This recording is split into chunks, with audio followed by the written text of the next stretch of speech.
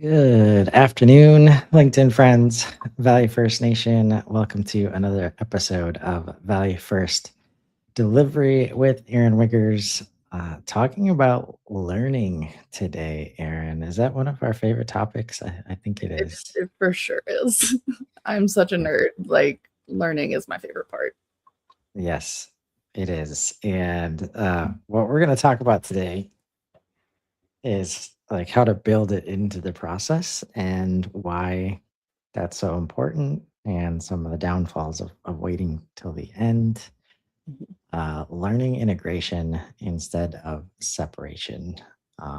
So, commitment number 5, we will integrate learning throughout implementation rather than separating education. We believe that knowledge sharing and capability building should be continuous rather than separate activities. We commit to making learning an integral part of everyday interaction rather than a distinct phase or optional extra. This means we will build knowledge transfer into every delivery component rather than treating it as separate training modules. Create documentation that enables understanding rather than just providing implementation instructions. We will design collaborative approaches that naturally share expertise through doing rather than through formal classroom instruction. We will provide context and rationale alongside deliverables rather than just procedures and outcomes. And we will measure success partly by how much customer capability increases rather than just by deliverable completion. Um, yeah, I can't resist because like it's next week is commitment 6. Like it's like the heart of the managed services trap, Mhm. that we've talked about. Like next week is building capability rather than dependency. Mhm. Like everything we just said, the only reason that stuff doesn't get done, at least I can only like the only justification for not naturally teaching people like through the process is because you want them to be dependent on you, Right. Right.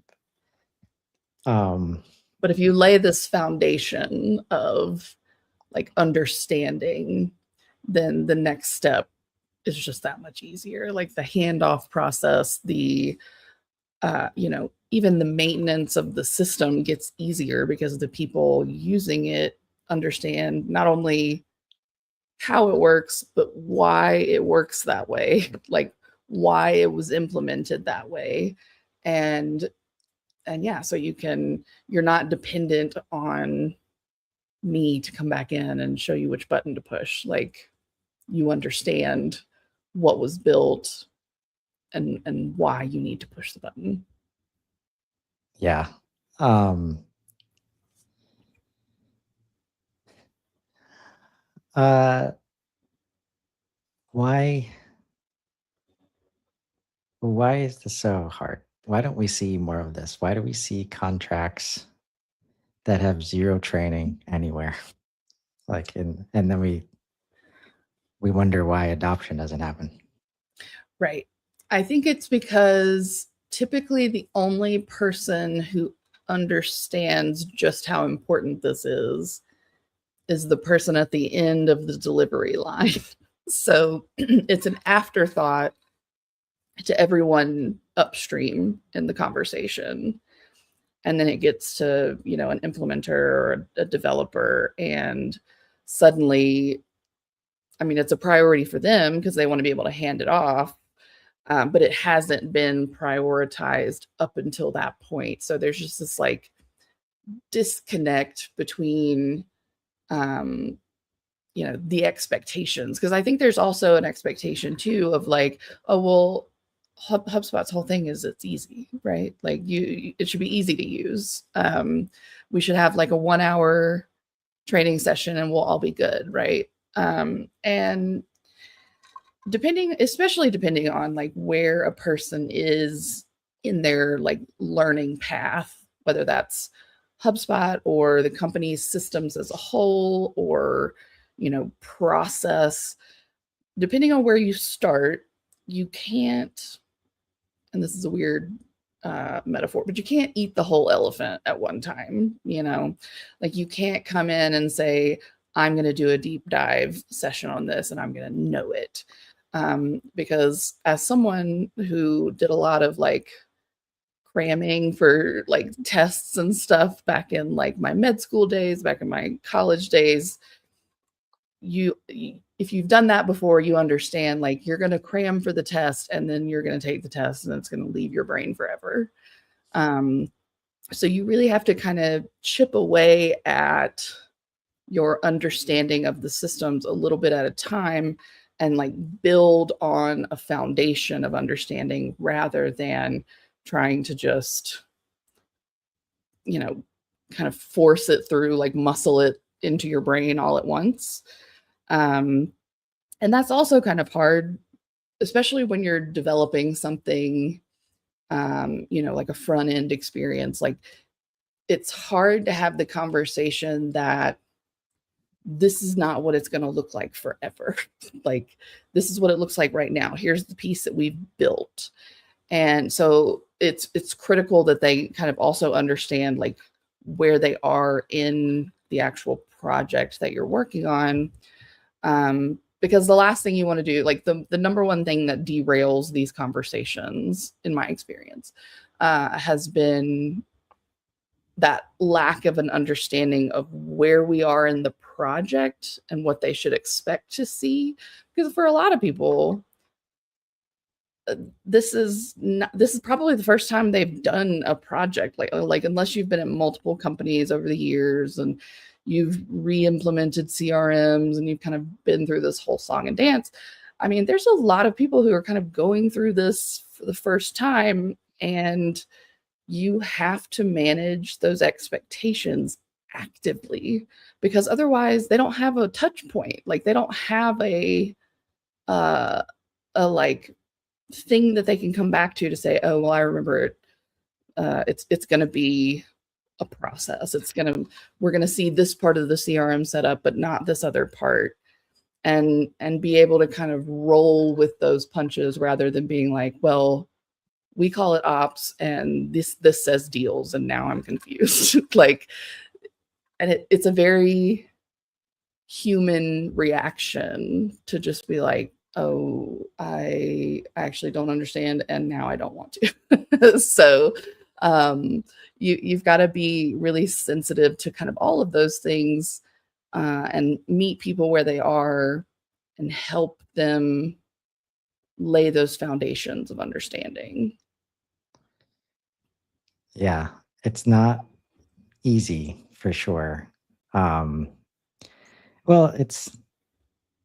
once you get to the expectations that you need to get to, all of a sudden it becomes the easiest, right? Because people are engaged, they're leaning in, they're asking questions. Mm-hmm. And that asking questions, that dialogue part is Mm-hmm. where real, learning happens.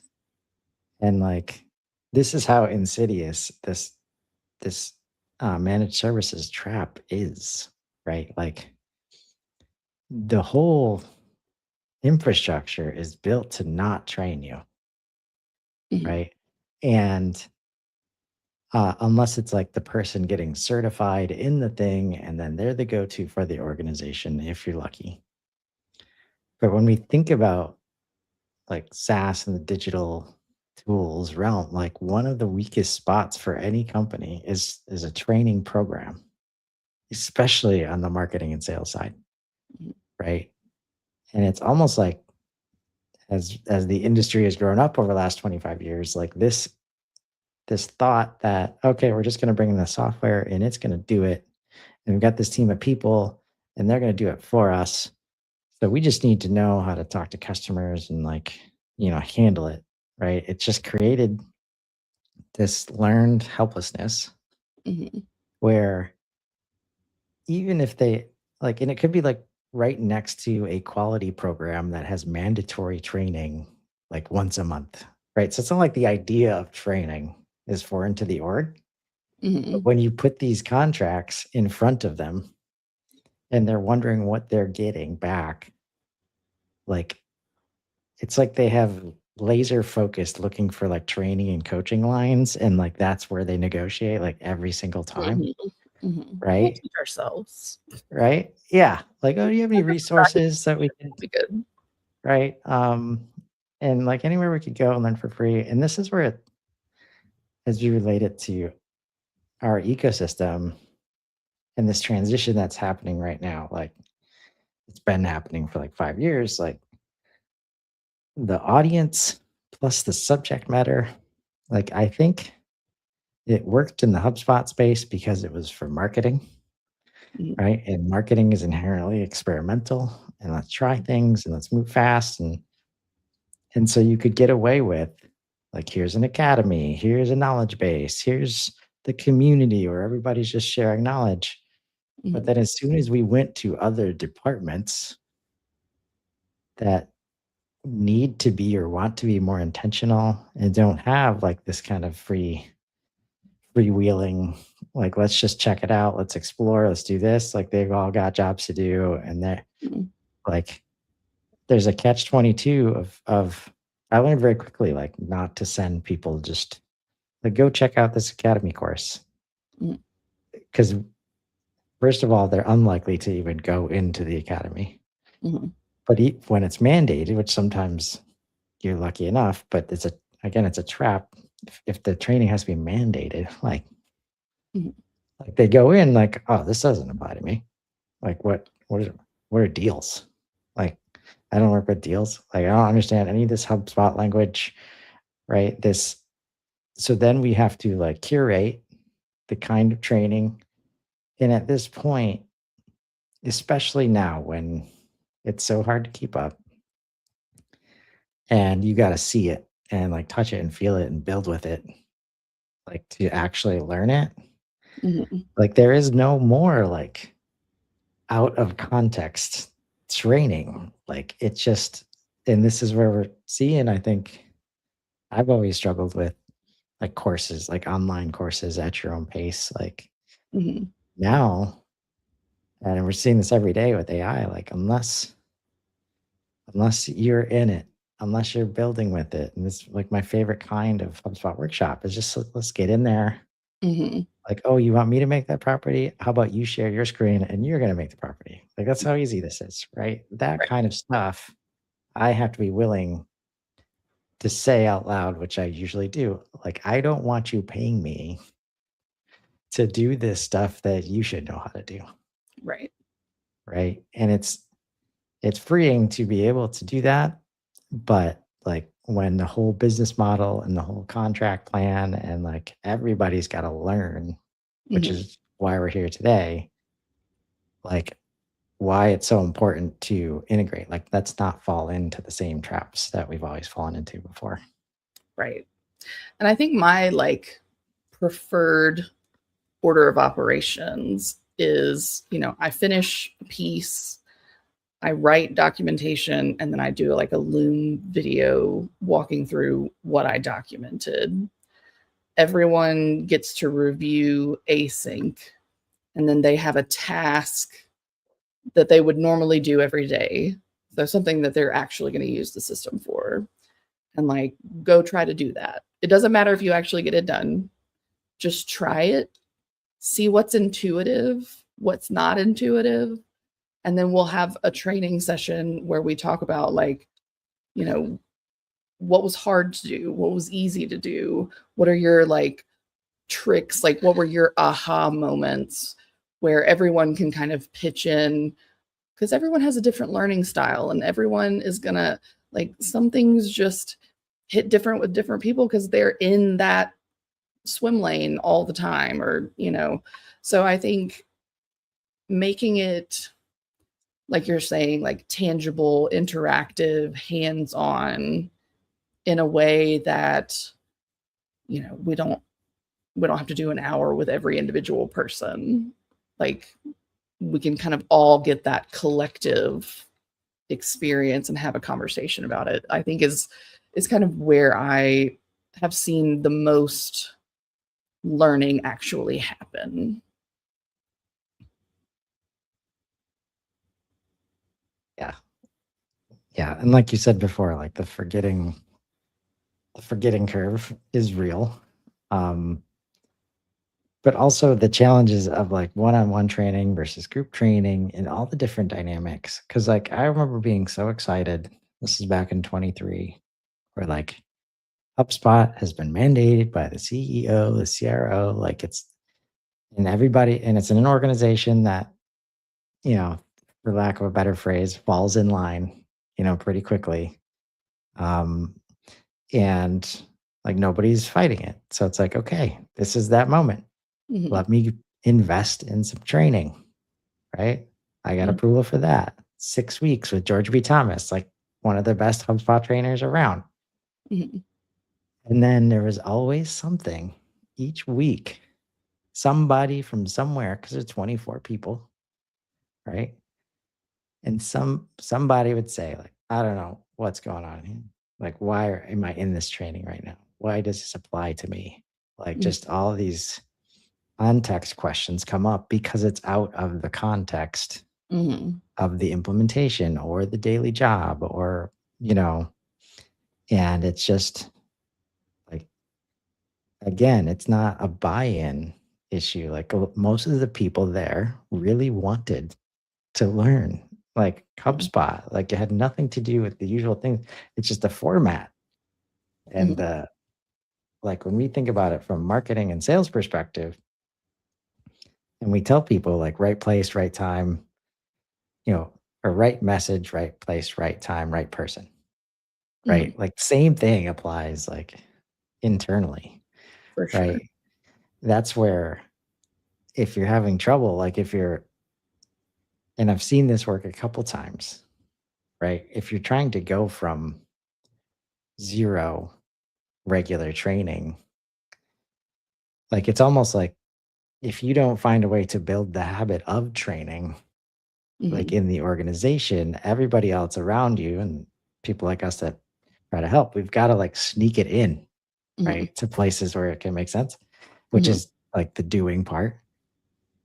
But, like, having a leader say, "There's always something to learn." So, on Fridays at 10, there's a lunch and learn or there's something Mhm. where we're gonna learn internally, Mhm. right?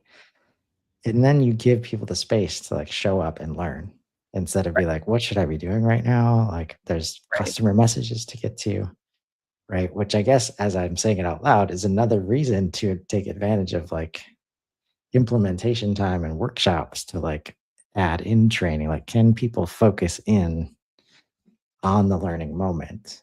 For sure. Like, what have you found as for, like, some of your favorite points in the project or project types where it's like you wait for this specific spot or moment. So like, okay, this is a moment to really dig into the learning. Like, is there anything like that that comes to mind? Um, Typically, when I set up a custom like view for a team, that's when I like to get their eyes on it first because I feel like then all the kind of pieces make a little more sense in that context of like, here are the main properties you need to be aware of, and here's where they live, and here's how you would change those. So, anytime you have something that's like super visual, stop there and use it.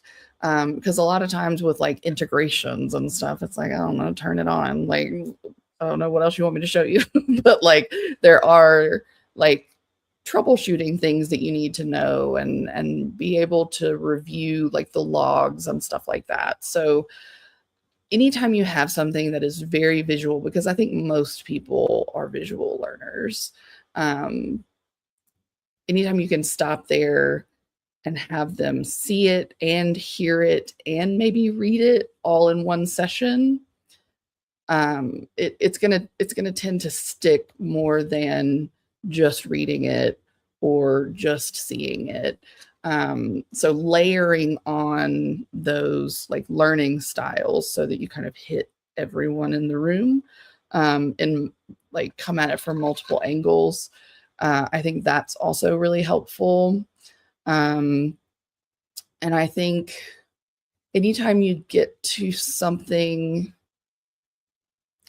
that requires an actual editor, so like not I'm just reviewing this dashboard, like I need to know how to set up dashboards, or like not just looking at the pipeline, checking out where things stand, where you're actually keeping up with the CRM data and you're making changes.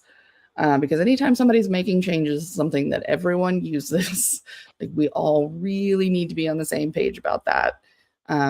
So I think, yeah, those are kind of my big touch points. That makes sense. And like to that last moment, we really all need to be on the same page. Um, how do you think about like documentation that supports that? Um, and I'm thinking like, so kind of two categories of documentation here. Like one that's just, like push button, get cookie. Hmm. And two, it's like, here's how to think about this, like when you want the cookie, Right. right? And I think so. I usually do two sets of documentation. There's one that's like developer focused, where this is all the like technical nitty gritty stuff that like most people aren't going to care about, but you do need to know. That's kind of its own separate document on like a need to know basis, because otherwise you're going to lose people. And then the second set of documentation is based around jobs to be done. So from our discovery conversations, when we talk about, the processes that we're going to run out of HubSpot, really breaking down the jobs to be done within that process, and having a clear roadmap of like, here's how to think about it in HubSpot. And that's a little nuanced. And I think maybe I gravitate towards that because that's how I learn, where it's kind of like, in like high school and stuff, I'm still terrible at math, but I can show my work. And I would always get like partial credit because I could at least tell you what I was thinking on my way to the wrong answer. So like, in this case, lead them to the right answer, but yeah, where you're kind of like walking them through how you actually think about it to help them see, because like most people are not in CRMs all day every day. Like we've been in this for 10-15 years now, so a lot of this is not intuitive, and being able to break down each step and the why of each step and then tie it to an outcome, I think is going to be the most impactful for people. Yeah. I mean, we have to get there, I think, because um, you have to actively like not learn right now as HubSpot moves fast and AI moves even faster. Um, like it just happened this week as an example. Like now you can add an agent right to the middle of a CRM record, Mm-hmm. right? And Ryan and I were working with a client where like we just went through this like kind of ABM or like key account sales process with them where it's like, okay, you're going to come to the record and then you're going to create this and you're going to do some research here. And then we're going to bring it in. You're going to look at Ask Elephant, make sure that's coming in. Um, and then like the agent, you could put an agent card there now Mm-hmm. that like if all of the other stuff exists, now AI can help do most of that, Mm-hmm. right? And so do we say like, okay, there's no space for training and there's no space for setup and right. So we're just going to expect you, salesperson, to know that this is possible Right. and not ask questions, not try to figure it out yourself. not feel bad, somehow guilty that you're doing things in a worse way. Mhm. Like, meanwhile, being bombarded by use cases and case studies of people having success, Mhm. AI telling you it should be possible. Like, what's the holdup? Mhm. Right? Like, I think it's that natural, like, we cannot prevent it right now. Like, so how are you seeing teams, or even, colleagues, like, manage this? Because it's very hard to, like, flex in this way. Right. Like, it's pretty unnatural to have this flexible stance. I mean, it's similar to managing a CRM implementation, like managing like a product instead of a Mhm. project, Right. right? But most people hadn't even gotten there yet, and Mm. now AI's outcomes are like irresistible, Mhm. right? So how are you seeing people, manage that? So I think one thing that I've done in the past that I think worked well was basically putting documentation into essentially like a custom GPT, or giving people, like if they're using Claude, like a way to set up a project, load this documentation in, and have like conversational documentation intelligence, um, with instructions on the project to check against the most recent HubSpot updates and stuff. And a lot of that is mostly like learn about new beta, like just kind of built in continuous learning about HubSpot. But then it does surface like, oh, you could do this in a better way now. And then you can kind of, it sparks that curiosity, at least for them to come back to me and say, hey, I was talking to our project, and it said we could do this agent card thing now. Like, how do we set that up? Um, and in that way, it's not like a, oh, this is out of scope thing. It's like we're just pivoting a little bit. Like, there's not a whole ton of setup to these AI agent cards, especially if you've done all the other like work around it, to like get the connections set up and all of that. So being willing to hear that of like, oh, there's something new, and not like knee jerk, oh, we can't do that.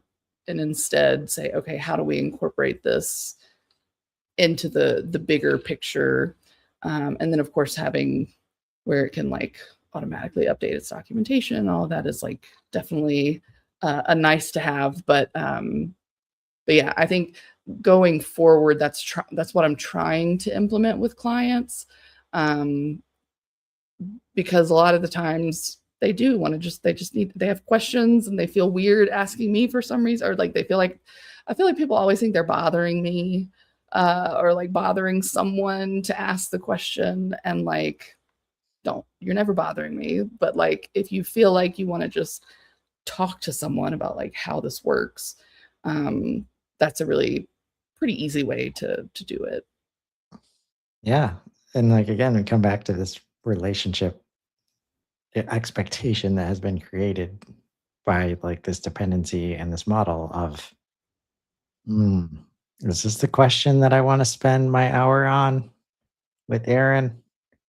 I don't know. Let me wait for a better one. Let me wait for one where we're going to take the hour, because whatever I ask, it's going to be charged. Hmm. Right. Like, Hmm. and it's just definitely moving away from that. And it's almost like, again, I always find ways to tie conversations back to unified customer views. Uh, the magic of that, and something that might not ever be 100% done, yet we've agreed to that as an outcome, Hmm. right?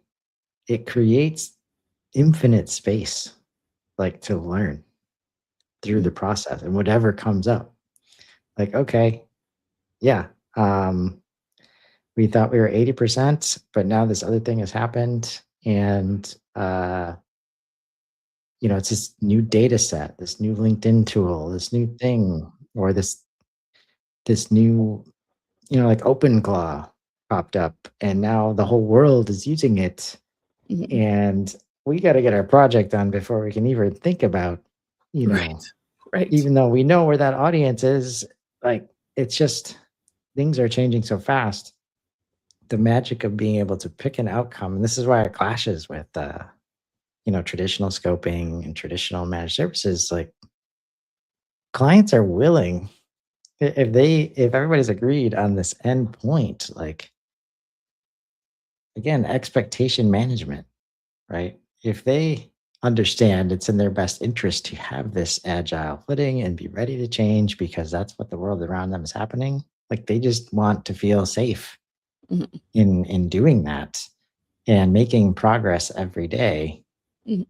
like creating that space for everybody to Mhm. be okay with, like, well, this new thing came out and everything we did last week, we gotta bin it. Like, doesn't make any sense to use that anymore, right? Right. Like, agent in the middle of the record, like, does that for a lot of stuff. Mhm. But as we're talking to clients about, because we picked an outcome of the unified customer view, as long as that is the plan, like, whatever comes in, whatever product updates happen, whatever AI updates happen, we're ready to leverage it, like, Right. immediately. And when you can do that, like, people start throwing out, like, original plans and expectations out the window because there's so much value being delivered so quickly, Mhm. right? Um, so, yeah, again, we come back to, like, aligning on outcomes and expectations, like, always. When you can do that up front, all of this stuff just gets easier, Mhm. right? And, next week, we're gonna talk about, um, like, this process and this commitment to building capability, and not dependency. Mhm. Uh, this is the center of it all. Mhm. Um, and how have you thought about, like, because there's a quote from you earlier in the series when we talked about this before, like, what if our success was measured by how independent they became, Mhm. right? Have you brainstormed ways to do that ever? Um, I should. I should spend more time trying to like kind of manufacture those like little aha moments along the way because I think it's happened organically before and I feel like I say this all the time. It's my favorite part, but it really is my favorite part when the client is like, "Oh, on our last call, you showed us how to create a calculated property." And then I went and used AI and created this formula that's like super badass. And like I plugged it in and it worked. And it's like, that is my favorite part of the job where like I built something for someone and it worked so well that they now understand how it works and they're able to expand on it.